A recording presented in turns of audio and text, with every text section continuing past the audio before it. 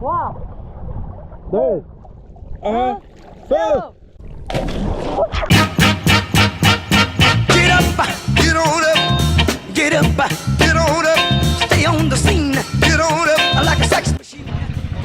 Là on est en direct du bateau, donc on va prendre un bus déjà. On a pris un bus pour aller de Phnom-Penh à Siem Reap.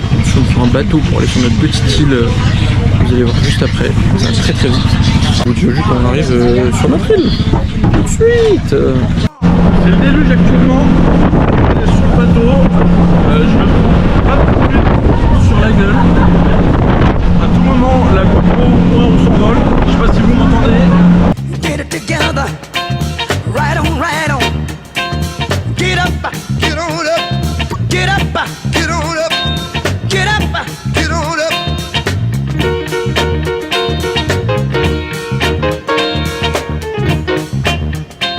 Ha!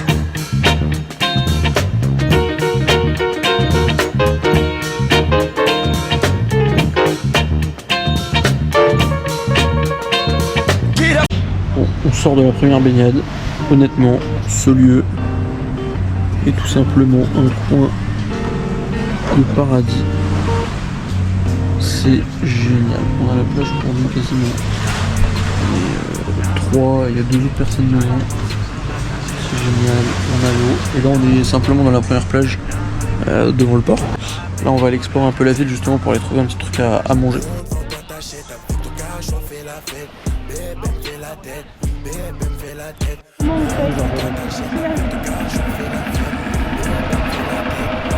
Bonjour, début du jour numéro 2 sur notre île et regardez, tout se passe à merveille, du soleil. On va regarder pour faire une excursion en bateau aujourd'hui pour aller sur une autre rive.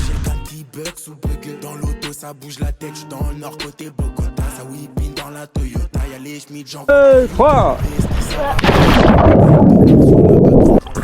faire de la compta, je te donne mon snap, t'as mon contact. Le raté, cet été, je suis dans une petite citadelle, je suis dans une petite citadelle. Pour les sous, tu sais pas ce qu'on s'imagine, tu sais pas ce qu'on s'imagine, tu sais pas ce qu'on s'imagine.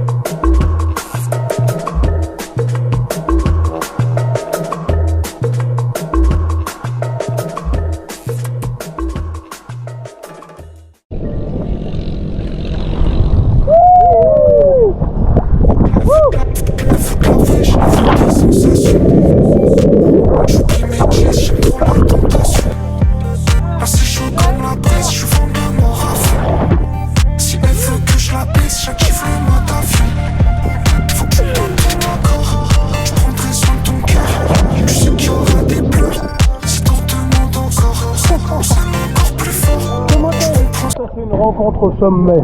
4-5 heures, je me fais des films quand je dors. Elle veut de la fraîche, elle veut des sensations. J'oublie mes jets, j'aime trop la tentation. Là c'est chaud comme la braise, je vends ma mort à fond. Si elle veut que je la baisse, j'active le mode avion.